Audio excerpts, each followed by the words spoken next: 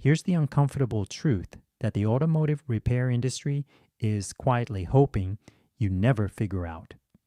A huge percentage of the labor charges on your average repair invoice are for jobs that take less time than your coffee order and require tools you either already own or can buy for less than $20. Not because mechanics are evil, most of them are genuinely skilled people doing honest work. But the business model rewards charging you for your own hesitation. And today, that stops. I'm going to walk you through 10 repairs most drivers hand straight to a shop without a second thought, when the reality is a driveway, 30 minutes, and a little confidence is all it ever took. One honest thing before we start, because I'm not going to be that channel. Some repairs genuinely belong with a professional. Anything involving your airbag system, internal engine work, or structural components, leave those alone. What I'm covering today are the jobs with a gap between what a shop charges and what the job actually demands is so wide it borders on comedy. These are the ones worth learning. Let's go. Number 10, air filter replacement. This is where we start because it is the single most embarrassing markup in automotive maintenance. And I want you to feel appropriately outraged before we continue. A new engine air filter costs somewhere between $15 and $25, depending on your car. Replacing it takes, on average, about 5 minutes. There are no tools involved on most vehicles. You open a plastic housing, pull the old one out, drop the new one in, and close the housing. That's it. That's the whole job. Shops routinely charge $40 to $70 for this service. Some dealerships push it past $100 when they bundle it into a multi-point inspection upsell. You are paying someone labor to open a box with plastic clips. Here's how to do it yourself. Pop your hood. Find a large plastic air box, which is usually a black rectangular housing sitting somewhere obvious near the top of the engine. Follow the big corrugated intake tube, and you'll find it. Unclip the housing, which is held by either metal wire clips or simple plastic latches. Lift the lid, pull out the filter, hold it up to the light. If it's gray and clogged, it's done. Drop the new one in the same orientation, close the lid, done. Your engine breathes better, your fuel economy improves slightly, and you just saved yourself $50 in about the time it took you to read this far.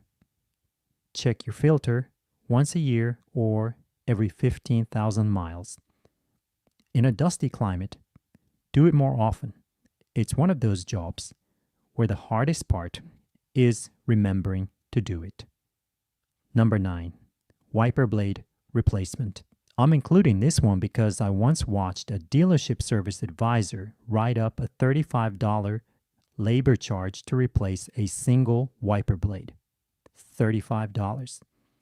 I nearly pulled a muscle trying not to say something. Wiper blades connect to your car with one of about 4 connector types, all of which involve lifting a tab and clicking the new blade in. The replacement blade packaging includes instructions with diagrams drawn for people who have never touched a car before in their lives. Buy the blades at any auto parts store, and the staff will often walk out and fit them for you at no charge. If you'd rather do it yourself, match the blade length to your car. Using the reference book at the parts store counter, take the old blade off by lifting the arm, pressing the release tab, and sliding it free, then reverse the process with the new one. You'll hear a click. That click is the sound of $30 staying in your pocket. Number 8, cabin air filter. This one I genuinely enjoy talking about because of how straightforward it is and how confidently shops charge for it anyway. The cabin air filter cleans the air coming through your vents. It catches pollen, dust, and whatever else you'd rather not breathe for the next 40,000 miles. It lives, on most cars, directly behind the glove box. The filter itself costs around $15 to $25.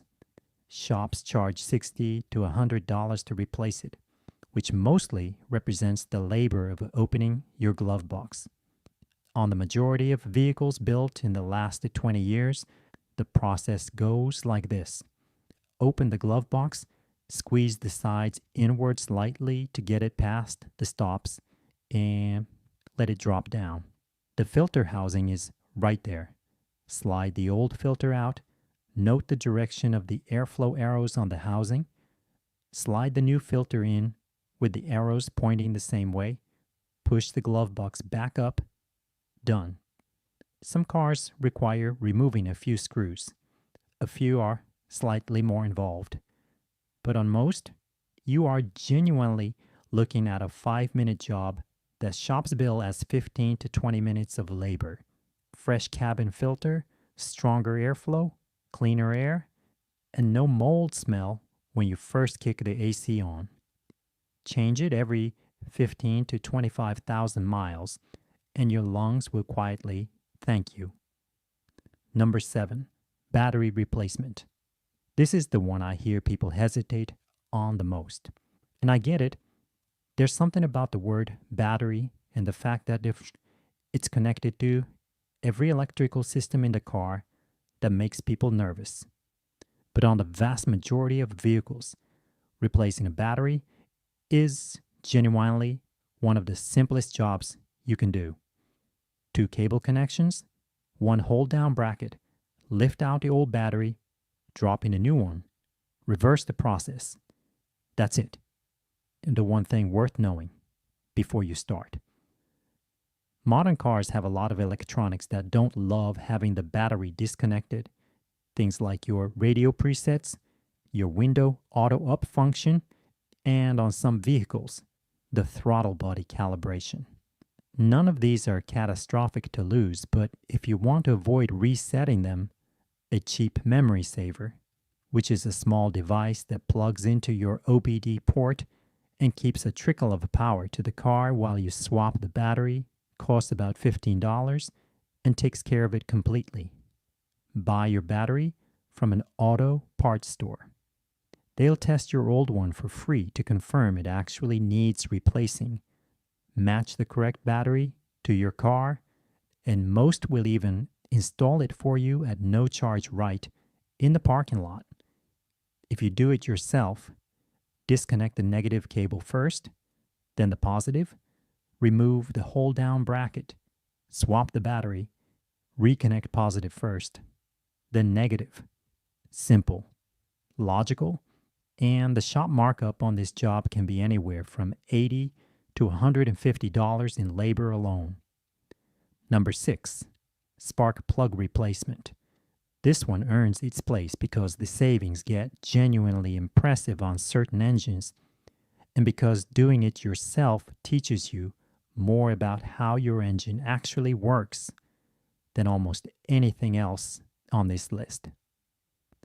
Spark plugs fire tens of millions of times over their service life, and when they wear out, your engine misfires, your fuel economy drops, and your car feels sluggish in ways you might not even consciously notice until you swap them and suddenly wonder where this car has been hiding. On a straightforward 4-cylinder engine, replacing spark plugs takes maybe an hour the first time, 30 minutes, once you know what you're doing. You need a ratchet, a spark plug socket, which has a rubber insert to hold the plug, an extension bar, and a torque wrench. That's the full tool list. Plugs themselves cost between $30 and $80 for a full set, depending on whether your car uses standard or iridium plugs. Shops charge you anywhere from $150 to $300 for the same job on a simple engine, and considerably more on V6 and V8 engines where some plugs are harder to access. The job is the same regardless. Remove the ignition coil or wire, unscrew the old plug, gap the new plug if required, thread it in by hand to avoid cross-threading, torque it to spec, reconnect the coil, move on to the next one. Work one plug at a time so you never accidentally mix up ignition wires on older vehicles. One genuine caution here: if a plug has been in a long time and the engine has aluminum heads, which is most modern engines, let the engine warm up before you start. Aluminum expands with heat, and that actually makes the plug easier to remove without risking a broken plug in the bore, which is a whole other conversation nobody wants to have. Number 5, brake pads. I know what you're thinking. Brakes. You don't want to get that wrong. And I respect that instinct because your brakes do exactly one job, and it is a very important job. But here's the honest truth. Brake pad replacement is a logical, systematic process that a careful, patient person with basic tools can absolutely do correctly. The mistake people make is treating brakes as mysterious when they are actually among the most mechanically straightforward systems on the car.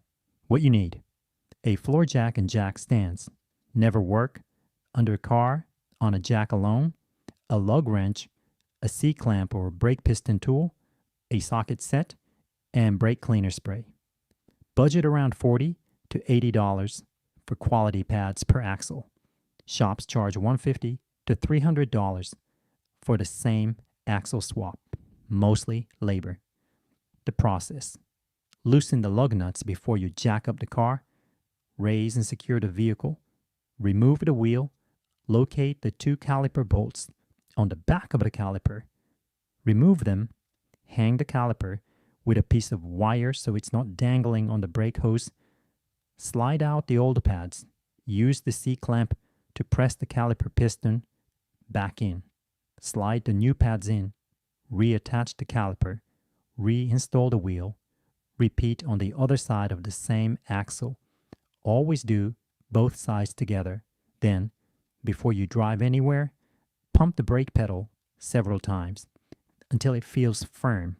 The first pump after a pad job always goes to the floor because the piston has been retracted. This is normal. Pump it back up before you trust it.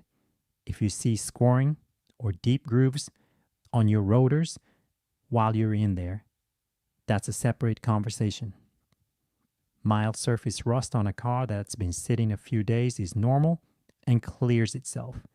Deep grooves mean the rotors need replacing or machining, and that's worth evaluating honestly. Number 4, headlight bulb replacement. This one makes the list because the labor charge for what is often a 2-minute job is genuinely something to behold. On many vehicles, you access the headlight bulb from behind the headlight housing inside the engine bay. Twist the bulb holder a quarter turn. Pull it out. Pull the old bulb free. Plug the new bulb in without touching the glass with your bare fingers, because the oil from your skin creates a hot spot that shortens the bulb's life. Push it back into the housing. Twist the lock. Done. On some modern vehicles, usually German ones, it's the designers who need a talking to. The access is terrible, the housing is buried, and what should take 2 minutes takes 45 with skinned knuckles.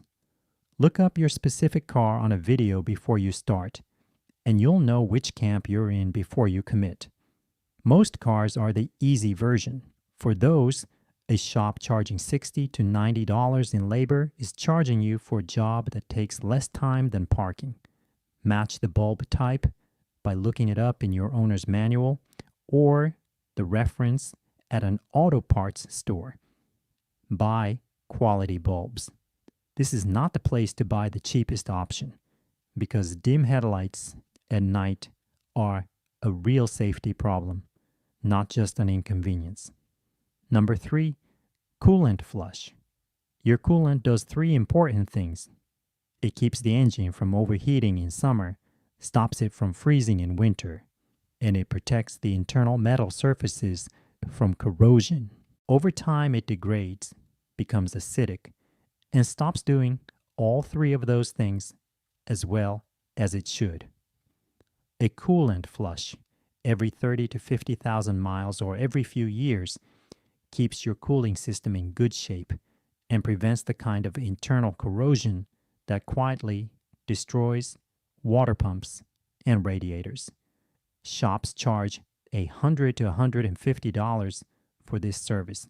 The actual job is drain the old coolant, flush the system with distilled water, drain again, refill with the correct coolant mixture for your car. There are a few genuine cautions here worth taking seriously. First, never open a cooling system when it's hot. Hot coolant is pressurized and it will burn you. Let the engine cool completely. Second, coolant is sweet-smelling and highly toxic to animals. Clean up any spills completely and dispose of the old coolant properly, which most auto parts stores will accept for free. Third, use the exact coolant type specified for your vehicle. There are several different coolant formulations, and they are not interchangeable. Mixing the wrong types can cause a gel-like reaction that clogs your cooling system. It's written on your coolant reservoir cap or in your manual. Read it. Number 2, serpentine belt. This one looks intimidating because of the routing, which winds the belt around a seemingly random collection of pulleys in a pattern that makes no immediate sense. But here's the thing. Your car already has a diagram of exactly how the belt routes. It's on a sticker, usually on the fan shroud or near the radiator. And if it's not there, a 30-second search on your phone pulls up the exact routing diagram for your engine. Take a photo before you remove the old belt as a backup. You will not regret this. The belt tensioner has a bolt or a square drive hole that you use to rotate it, releasing the tension. Belt comes off. New belt goes on following the diagram. Release the tensioner. Done. The whole job takes about 20 minutes once you've done it once. Shops charge $80 to $150 in labor. The belt itself costs $20 to $40. There is very little reason to hand this to a shop unless the belt is buried under other components, which on some vehicles it is. Look it up first. Almost everyday cars is sitting right there in plain sight. And the job is as simple as it looks once you understand the tensioner. Number 1, oxygen sensor replacement. And here we are at number 1, the check engine light job, the one that makes people's stomachs drop because the language around it is deliberately technical and the shops know it. Your car has oxygen sensors in the exhaust system, upstream and downstream of the catalytic converter, that measure how efficiently the engine is burning fuel. When one fails, the check engine light comes on with a code that sounds alarming, something like P0138, and suddenly you're quoted anywhere from $150 to $300. Here's what the job actually is. You unscrew a sensor threaded into the exhaust pipe, unplug the electrical connector, plug in the new sensor, screw it back in, clear the code. That's it. The only special tool you might want is an oxygen sensor socket, which has a slot cut in the side to accommodate the wire. It costs about $10. The sensor itself runs between $20 and $80 depending on the vehicle. The labor charge at a shop for this is often more than the part itself. Two practical notes. First, get the exact code read before you replace anything. A code reader costs about $25 from any auto parts store, or many parts stores will read it for free. Know which sensor and which bank before you buy a part. Second, if the sensor has been in a long time, the threads can rust and it can be stubborn to remove. A good soak with penetrating oil the night before makes this significantly easier and saves you from a broken sensor in the bung, which again is a conversation nobody wants. The check engine light sounds scary. The oxygen sensor job almost never is. Here's the honest close, and it's important. None of what I've just described is about distrusting mechanics or avoiding shops entirely. It's about understanding the difference between a job that requires genuine skill, specialized equipment, and experience, and a job that requires a socket set and 20 minutes of your Saturday. The repairs on this list fall firmly in the second category. Every one of these jobs you learn, build something the shop can't sell you. Confidence. The kind that means next time a service advisor hands you an estimate, you actually know which line items are real and which ones you're handling yourself in the driveway. And that knowledge is worth more than any single repair. Do yourself one favor. Pick the easiest job on this list, the air filter or the wiper blades, and do it yourself next time. Just once. Because once you do it and realize how simple it was, the rest of this list starts looking a lot less intimidating. If this video saved you money, subscribe and tell me in the comments which repair you are tackling first, and don't miss the next one. I'm breaking down the exact questions that you should ask a mechanic before you agree to any repair, including the one question that immediately tells you whether a shop is honest or just hoping you don't know any better. You'll want that one before your next service.